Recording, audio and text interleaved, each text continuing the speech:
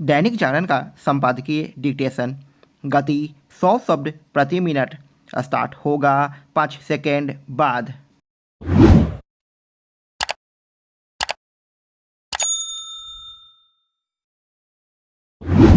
Start.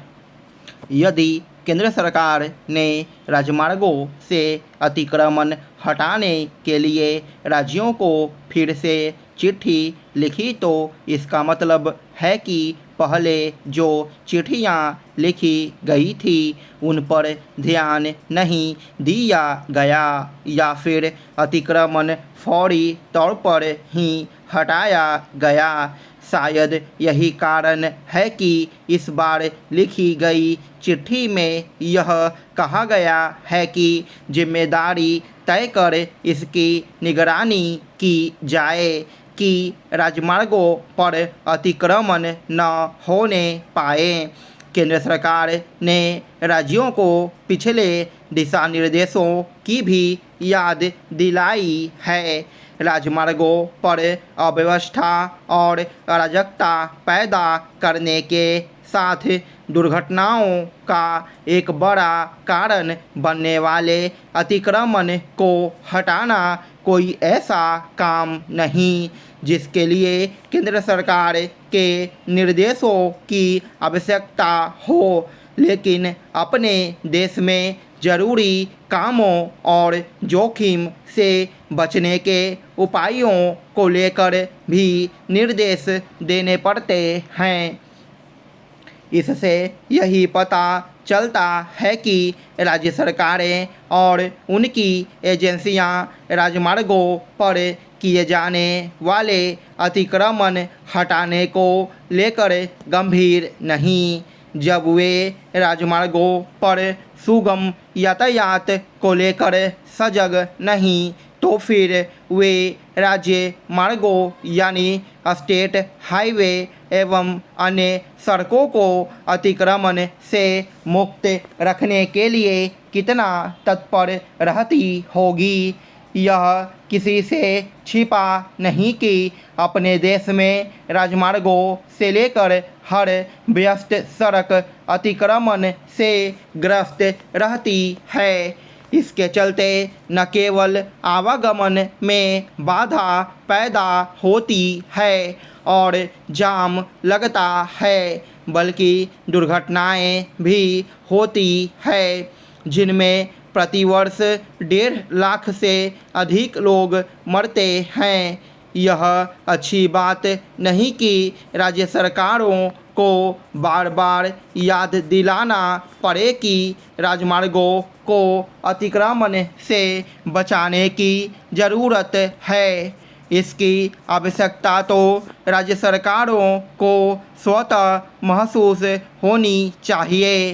राजमार्गों पर तय गति सीमा से वाहन न चल पाने, जाम लगने और दुर्घटनाओं का सिलसिला कायम रहने के बावजूद उन्हें अतिक्रमण से मुक्त नहीं किया जा पा रहा है। राजमार्गों के साथ उनसे जुड़ी सड़कें भी अतिक्रमण और जाम से अटी पड़ी रहती है। शहरी सीमा में तो राजमार्ग बिल्कुल आम सड़कों की तरह तब्दील हो जाते हैं। उनमें हर तरह के वाहन चलते नज़र आते हैं। इसके अतिरिक्त यह भी देखने को मिलता है कि उनमें यातायात नियमों का पालन नहीं होता। स्थिति यह है कि उल्टी दिशा में वाहन चलते मिलते हैं।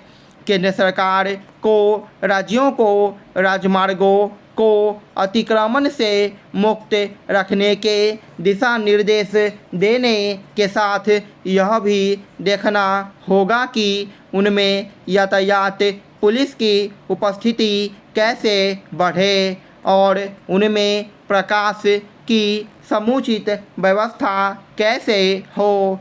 चूँकि बरसात करीब आ रही है, इसलिए राजमार्गों में जल निकासी की व्यवस्था पर भी ध्यान दिया जाना चाहिए और उन्हें गड्ढा मुक्त करने पर भी।